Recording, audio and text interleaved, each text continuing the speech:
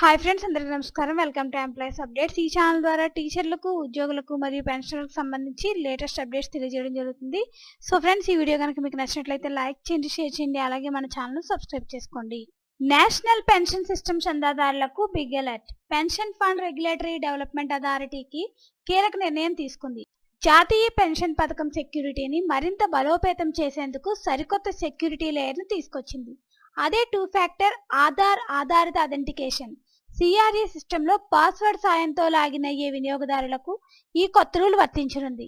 తప్పనిసరిగా వారు ఆధార్ ఆధారిత అథెంటికేషన్తోనే లాగిన్ కావాల్సి ఉంటుంది. ఈ కొత్త రూల్స్ వచ్చే నెల ఏప్రిల్ 1, 2024 నుంచి అమల్లోకి రానున్నాయి.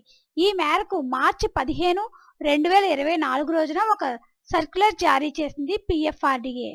పిఎఫ్ఆర్డీఏ తీసుకొచ్చిన ఈ కొత్త సెక్యూరిటీ లేయర్ ద్వారా పలు బెనిఫిట్స్ ఉన్నాయని చెప్పవచ్చు.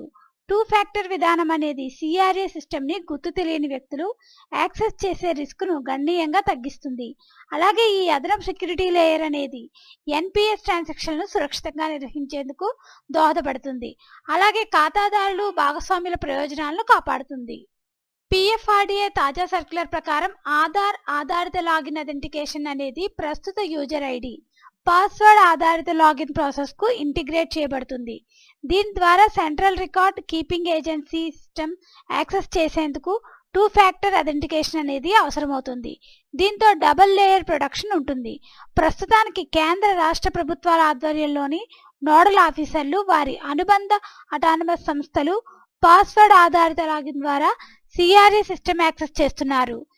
ఎన్పిఎస్ ట్రాన్సాక్షన్లు నిర్వహించేందుకు యూజర్ నేమ్, పాస్వర్డ్ ఎంటర్ చేసి సిఆర్ఏ సిస్టమ్ యాక్సెస్ చేస్తున్నారు.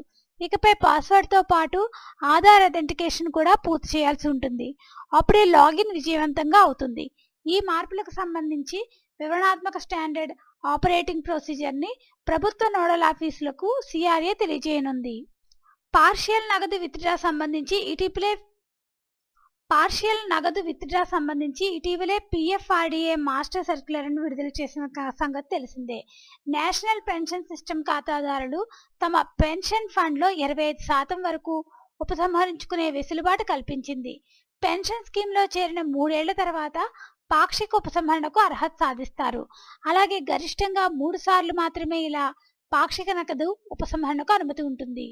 సో ఫ్రెండ్స్, ఇక నుండి నేషనల్ పెన్షన్ పథకం కొత్త రూల్ ఏప్రిల్ 1 నుంచి ఇక ఆధార్ అయితే తప్పనిసరి ఉంటుంది. ఫ్రెండ్స్, దీనికి సంబంధించి ఎటువంటి అప్డేట్ వచ్చినా మన ఛానల్లో తెలియజేయడం జరుగుతుంది.